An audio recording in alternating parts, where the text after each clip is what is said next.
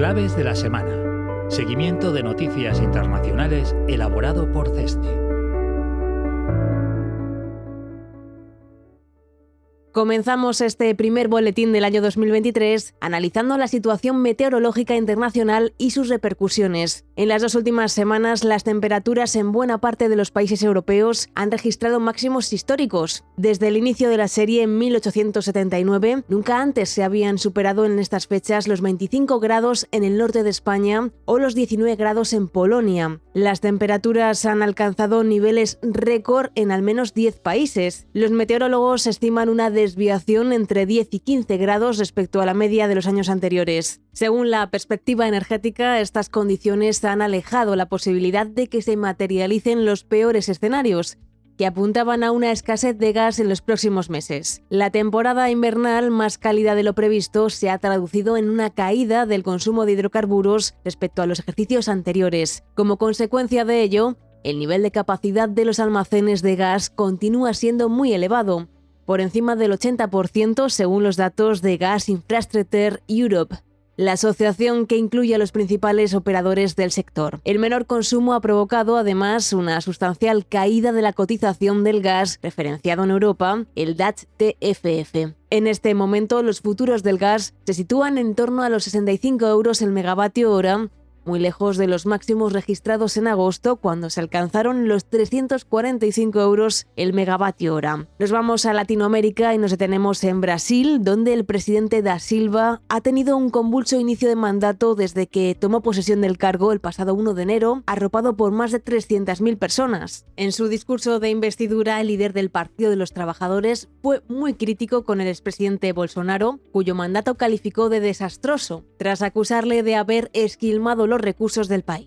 Lula, que asume el poder por tercera vez tras gobernar 2 periodos consecutivos entre 2003 y 2010, hereda un país muy dividido ideológicamente y golpeado por una crisis económica y social. Entre sus prioridades figuran la lucha contra la pobreza y las desigualdades de todo tipo, la reconciliación política y el impulso a políticas ambientales que frenen la destrucción de la Amazonia. También ha señalado que investigará la gestión de la crisis sanitaria, a la que ha calificado de genocidio. Casi 695.000 personas murieron en Brasil a causa del COVID. En política exterior, el objetivo del nuevo presidente es impulsar la integración en América Latina a través del Mercosur y la revitalización de la Unión de Naciones Suramericanas, poniendo fin al aislamiento internacional del país de los últimos años. A esta situación se añade un asalto al Congreso, y es que el pasado 8 de enero varios miles de partidarios del expresidente Bolsonaro asaltaron los edificios del Congreso, el Tribunal Supremo y el Palacio Presidencial, aparentemente en un intento de forzar la intervención de las Fuerzas Armadas para anular la victoria de Lula da Silva, ya que la consideran fruto de unas elecciones fraudulentas. Aunque el ejército restauró el orden en pocas horas, el ataque, que recuerda inevitablemente el asalto al Capitolio de los Estados Unidos, pone de manifiesto la polarización de la sociedad, la persistencia y capacidad de convocatoria de estos grupos extremistas y los problemas de seguridad de las instituciones políticas y judiciales. Es posible también que en instancias como la policía o las administraciones locales haya cierta connivencia con estos movimientos.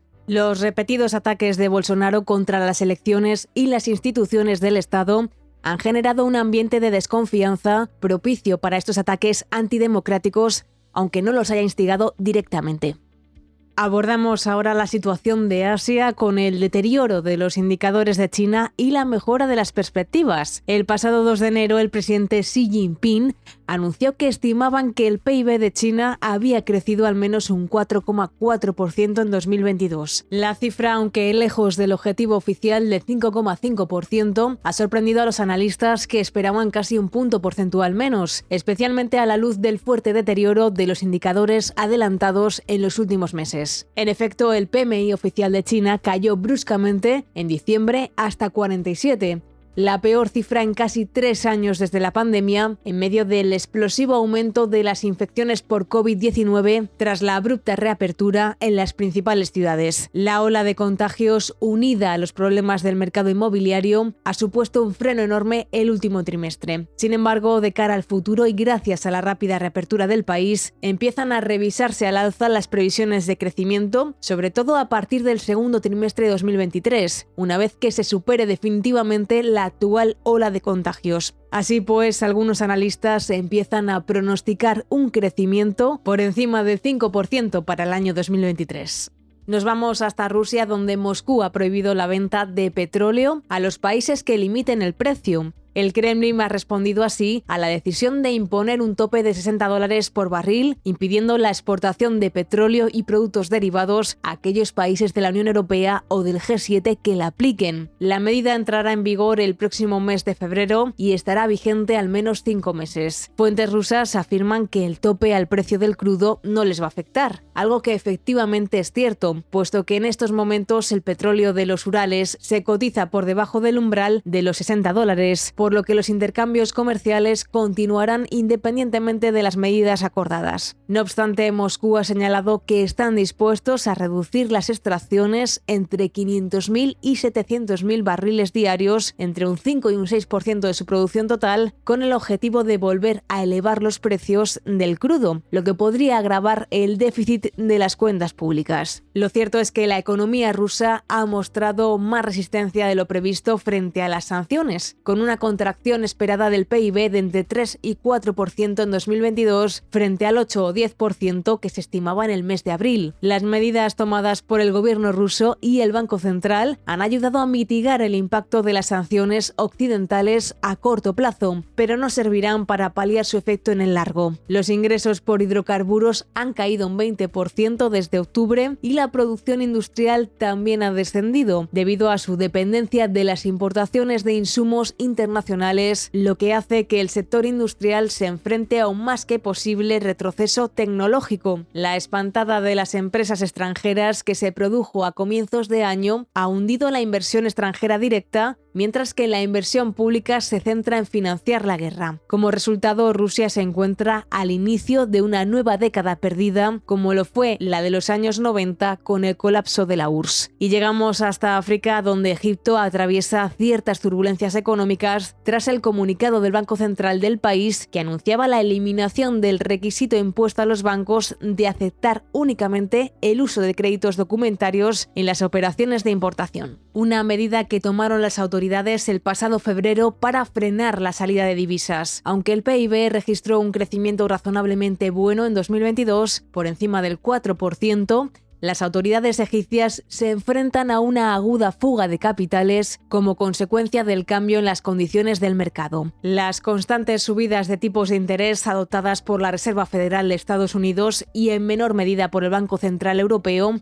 han incentivado la desinversión en instrumentos financieros emitidos por entidades egipcias y las dificultades en el acceso a divisas ha provocado la acumulación de mercancías en los puertos. Según el Banco Central egipcio, a finales de diciembre el volumen de importaciones bloqueadas por la falta de divisas ascendía a $9.500 millones. Las autoridades confían en que la suscripción de un acuerdo de asistencia financiera con el FMI, valorado en $3.000 millones, contribuya a recuperar la confianza en la economía de la región. Desde la firma de este programa, el pasado octubre, el gobierno ha vuelto a la ortodoxia económica y ha adoptado varias medidas recomendadas por el fondo. Además de la eliminación del crédito documentario como única vía de pago, el Banco Central ha flexibilizado el tipo de cambio y ha endurecido la política monetaria para frenar las presiones inflacionistas. El último movimiento se produjo el 23 de diciembre, cuando aumentaron los tipos oficiales en 300 puntos básicos hasta el 17,25%. Y nos marchamos hasta Israel. Allí Benjamín Netanyahu ha conseguido formalizar la coalición que gobernará en los próximos años, formando el ejecutivo más escorado a la derecha de la historia del país. Esta coalición está formada por el partido de Netanyahu, 3 formaciones de extrema derecha,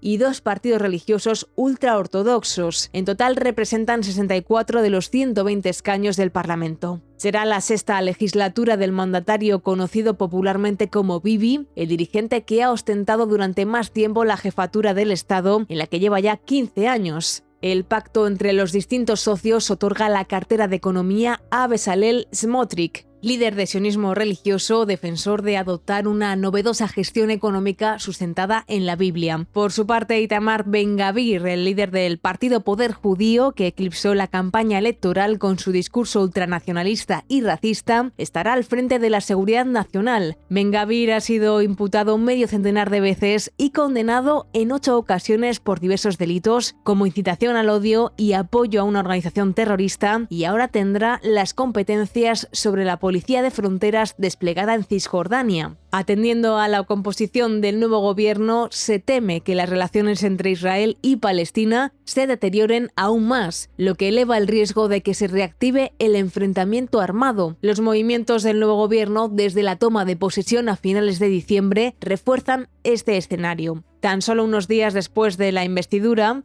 el ministro de Seguridad Nacional visitó la explanada de las mezquitas en Jerusalén, provocando un aumento de la tensión con la población musulmana. Países de la región como Jordania y Egipto han criticado con dureza la presencia del ministro ultra en el lugar santo. Incluso Estados Unidos, el principal aliado del país hebreo, calificó de inaceptable la visita de Ben-Gavir e instó al ministro a preservar el statu quo de los lugares sagrados de Jerusalén. Miramos ahora hacia África subsahariana. Las autoridades de Ghana anunciaron el pasado 19 de diciembre y, por sorpresa, la suspensión de buena parte del servicio de la deuda, incluyendo sus eurobonos, los préstamos comerciales a plazo y la mayor parte de la deuda bilateral. La suspensión no incluirá los pagos de deuda multilateral, las nuevas deudas contraídas después del 19 de diciembre de 2022 o las deudas relacionadas con determinadas facilidades comerciales a corto plazo. Esta decisión unilateral amenaza con complicar las conversaciones ya en marcha con los acreedores acerca de la reestructuración de la deuda,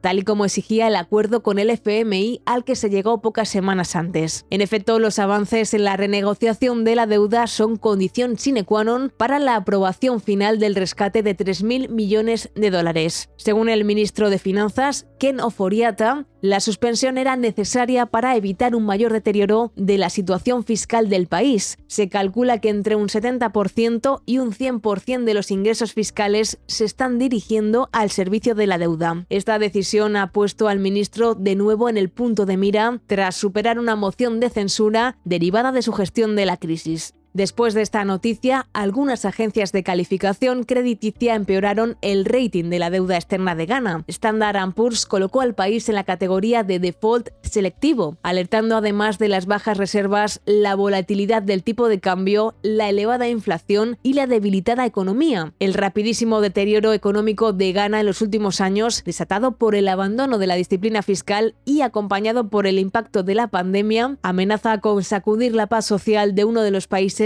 que goza tradicionalmente de mayor estabilidad política en la región. Y finalizamos el informe de hoy con el descenso de la inflación en la Unión Europea. Los datos preliminares de Eurostat apuntan a un enfriamiento de los precios en la zona euro, que cayeron hasta el 9,2% en diciembre frente al 10,1% que registró en noviembre. Esta caída responde a la relajación de la inflación energética, que ha pasado del 35% al 25,7% en diciembre. Por países destaca la evolución de la inflación en Alemania, donde ha descendido desde el 10% en noviembre al 8,6% observado en el último mes del año. En Francia también ha caído hasta el 5,9% y España se mantiene como el país de la zona euro con los precios más reducidos. Los datos de la inflación también responden a las decisiones de política monetaria que ha tomado el Banco Central Europeo desde que comenzase a elevar los tipos en la segunda mitad del año, hasta situarlos en el 2,5% tras la última reunión celebrada el 15 de diciembre. Si bien la última subida fue de medio punto, en vez de los 0,75 puntos que se habían aplicado anteriormente. La presidenta de la entidad, Christine Lagarde, anunció que la política monetaria continuará manteniendo un tono restrictivo hasta que la tasa de inflación vuelva a situarse en el 2% en el medio plazo.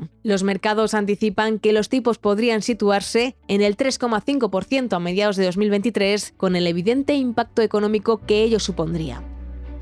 Y aquí termina nuestro repaso a la actualidad de la semana. No olvides que puedes consultar estas y muchas otras noticias de relevancia internacional en las claves de la semana, publicadas cada martes en el apartado Comunicación de nuestra web www.ceste.com.